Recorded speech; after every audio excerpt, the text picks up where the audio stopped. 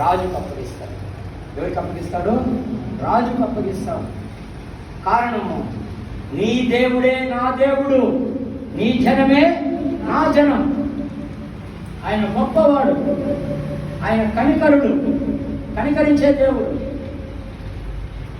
అప్పుడు ఆ అమ్మాయి ఏం చెప్తుందంటే, ఫలానా మనిషి యొక్క పొలం ఉంది, అక్కడికి పో, అక్కడ పని చేసుకో, ఆయన ఏమనడు, ఆయన నీకు అన్ని వసతులు చేస్తాడు అట్లాంటప్పుడు చూసేటప్పుడు ఆ అమ్మని ఆ రాజు ఒక గొప్ప స్థానానికి తీసుకెళ్ళి రాణిగా చేస్తాడు. కారణం ఒక్కటే మాట, ఆమె చెప్పింది, ఎన్ని కష్టమైనా రాని, ఎన్ని బాధలైనా రాని, ఎన్ని వేదలైనా రాని, ఎంత కరువైనా రాని, నాకు భయం లేదు. నీ జనము నా జనం, నేను నిన్ను వదిలి పోను. నీ జనమే నా జనం, నీ దేవుడే నా దేవుడు. చూడండి.